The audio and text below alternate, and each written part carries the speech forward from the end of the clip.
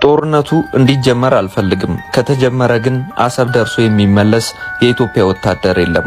ይህን ያሉት የቀድሞ የኢትዮጵያ መከላከያ ሰራዊት ጠቅላይ ኤታማዦር ሹም ጄኔራል ሳሞራ የኑስ ናቸው።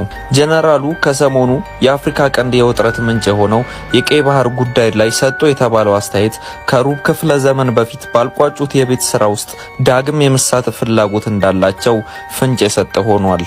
የጠቅላይ ሚኒስተሩን የፓርላማ ንግግር ሁሉንም ሰምቻለሁ። በተለይ የባህር በርን በተመለከተ ስለ ኤርትራ የተናገሩት አንድም የሚወድቅ ሐሳብ የለውም ሲሉ የተናገሩት ሳሞራ እንደ ሀገር የባህር በር ያስፈልገናል። ድሮም ቢሆን በፖለቲካው አመራሮች ውሳኔ ለጊዜው ተዳፍኖ የቆየ ይምሰል እንጂ የኢትዮጵያ ሕዝብ ጨርሶ የዘነገው ጉዳይ አይደለም። የጊዜ ጉዳይ ነበር። አሁን ጊዜው ደርሶ ዳግም ተነስቷል። ለዓመታት ይህንን ጊዜ እንጠብቅ ነበር። በምን መልኩ ይነሳል በሚለው ጉዳይ ላይ እርግጠኛ ባልሆንም የአሰብ ጉዳይ አንድ ቀን እንደሚነሳ ምንም ጥርጥር አልነበረኝም ሲሉ ተደምጠዋል። ወደቡን በምን መንገድ መመለስ ይቻላል በሚለው ዙሪያ ከብዙ ሰዎች የተለየ ሐሳብ እንዳላቸው ያልሸሸጉት ሳሞራ የሻዕቢያ ሰዎች ሰላማዊና የድርድር መንገዶችን ይመርጣሉ ብለው እንደማያምኑ ገልጸዋል። እኔ ለ17 ዓመት በትግልና ለ27 ዓመት በመከላከያ ሰራዊት ውስጥ ከወታደር እስከ ጠቅላይ ኤታማዦር ሹም ድረስ በቆየውባቸው ጊዜያቶች ይሁን አሁንም የሻዕቢያን ሰዎች በሚገባ አውቃቸዋለሁ። የሻዕቢያ ሰዎች ቁጭ ብሎ ተወያይቶ ችግሮችን መፍታት እንደ ወንጀል የሚቆጥሩ ናቸው። ሽብርን እንደ መፍትሄ ለማድረግ የሚሞክሩ፣ ጦርነትን ህጋዊ አማራጭ ለማድረግ የሚጥሩ ናቸው በማለት ተናግረዋል። ጦርነት ከተጀመረ ውጤቱ ምን እንደሆነ ይታወቃል ሲሉ በልበ ሙሉነት የተናገሩት የቀድሞ ኤታማዦር ሹም ጄኔራል ሳሞራ ሻዕቢያ አሁንም ያላወቀው አንድ ነገር አለ። አሁን ኢትዮጵያን እያስተዳደረ ያለው ብልጽግና መሆኑን የተገነዘበ አይመስለኝም ሲሉ ጠቅላዩ በፓርላማ የተናገሩትን እሳቸውም ደግመውታል። ጄኔራሉ በአዋጊነት ስለተሳተፉበት ያኔው የኢትዮ ኤርትራ ጦርነት የታሪክ ሂደት አንስተው በቁጭት ይናገራሉ።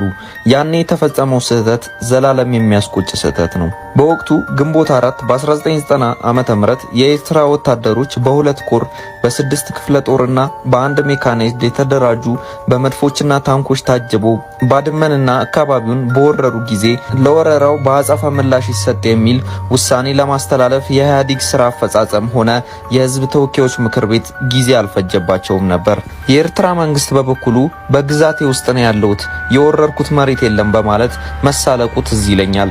ታዲያ ያኔ ኢትዮጵያ በቂ መከላከያ ስላልነበራት ከተለያዩ ህብረተሰብ የተወጣጡ ወጣቶችና የተባረሩ የደርግ ወታደሮች ተመልሰው በፍጥነት እንዲሰለጥኑ ተደርጎ ሲያበቃ የሻዕቢያን ወታደሮች የያዙትን ቦታ አስለቅቆ እያጠቃ ቡሬ ግንባርን ደርሶ አሰብን ለመያዝ ሲሰማራ እነመለስ አስቆሙት።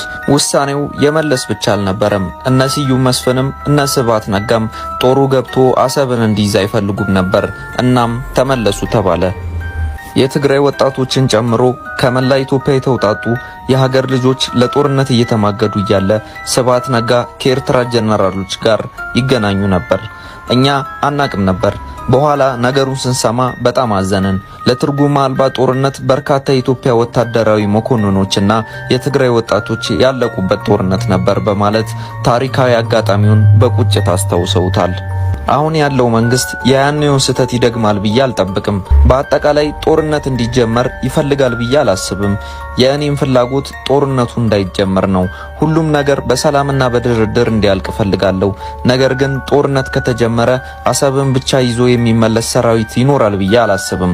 ምክንያቱም የሻዕቢያ መንግስት የሚቃወሙ ፓርቲዎች ሙሉ ኤርትራን ከሻዕቢያ አስተዳደር መዋቅር እንዲነሳ ይፈልጋሉ። ይህን ኢሳያስም ሆነ የሻዕቢያ ሰዎች የተረዱ አልመሰለኝም በማለት ተናግረዋል። የትግራይ ወጣቶችን ጨምሮ ከመላ ኢትዮጵያ የተውጣጡ የሀገር ልጆች ለጦርነት እየተማገዱ እያለ ስብሃት ነጋ ከኤርትራ ጀነራሎች ጋር ይገናኙ ነበር። እኛ አናቅም ነበር። በኋላ ነገሩን ስንሰማ በጣም አዘንን። ለትርጉም አልባ ጦርነት በርካታ የኢትዮጵያ ወታደራዊ መኮንኖችና የትግራይ ወጣቶች ያለቁበት ጦርነት ነበር በማለት ታሪካዊ አጋጣሚውን በቁጭት አስታውሰውታል። አሁን ያለው መንግስት የያኔውን ስህተት ይደግማል ብዬ አልጠብቅም። በአጠቃላይ ጦርነት እንዲጀመር ይፈልጋል ብዬ አላስብም። የእኔም ፍላጎት ጦርነቱ እንዳይጀመር ነው። ሁሉም ነገር በሰላምና በድርድር እንዲያልቅ ፈልጋለሁ። ነገር ግን ጦርነት ከተጀመረ አሰብን ብቻ ይዞ የሚመለስ ሰራዊት ይኖራል ብዬ አላስብም። ምክንያቱም የሻዕቢያ መንግስት የሚቃወሙ ፓርቲዎች ሙሉ ኤርትራን ከሻዕቢያ አስተዳደር መዋቅር እንዲነሳ ይፈልጋሉ። ይህን ኢሳያስም ሆነ የሻዕቢያ ሰዎች የተረዱ አልመሰለኝም በማለት ተናግረዋል። በመቀጠል ሻዕቢያ አሁን የኢትዮጵያ መንግስት የመዋጋት አቅም የለውም፣ ከሆነም ጊዜው አልፏል። አሁን ማድረግ ያለበት ብልጽግናን የሚቃወሙ ኃይሎች አደራጅቶ በትጥቅና በሎጂስቲክስ በማገዝ መዋጋት ነው። ይህ ደግሞ አሁን የጀመሩት አይደለም፣ ቀድሞ የነበረ የሻዕቢያ ዋነኛ ስትራቴጂ ነው።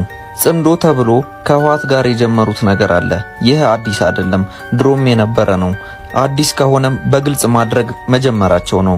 እኛ ከ1990 እስከ 1992 ከሻዕቢያ ሰራዊት ጋር ጦርነት እያደረግን እኮ እነ ስብሃት ከሻዕቢያ ጄኔራሎች ጋር ይገናኙ ነበር። ብልጽግና የባህር በር አጀንዳን ማቀንቀኑ ከምን የመነጨ ይመስሎታል? በትክክል አምነውበት ነው ወይስ ለአንድ ሰሞን አጀንዳ የማድረግ ፍላጎት ኖሯቸው ነው ተብለው የተጠየቁት ሳሞራ አነጋጋሪ የሆነ ምላሽ ሰጥተዋል። ዶክተር አብይን ድሮም አውቀዋለሁ የሚሉት ሳሞራ ከአሰብ መታጣት ጋር የተለየ ቁጭት ከሚያሳድሩ ወታደራዊ መኮንኖች መካከል አንዱ እንደሆነ ይናገራሉ። እኔ አብይን አሁን አይደለም የማውቀው፣ ኢንሳ ላይ ያለ በስራ ምክንያት እንገናኝ ነበር። ያኔ ግን ወደብን በተመለከተ የመንግስት አቋም የውሾን ጉዳይ ያነሳ ውሾ ነው እንደሚባለው አይነት ነበር። ዝም ተብሎ ተድበስብሶ የሚታለፍ ጉዳይ ነበር። አሁን ግን በተቃራኒው ኢትዮጵያን ወደ ቀይ ባህር መመለስ በይፋ የፌዴራል መንግስቱ አቋም ሆኗል። በዚህም ደስተኛ ነኝ ሲሉ ተደምጠዋል።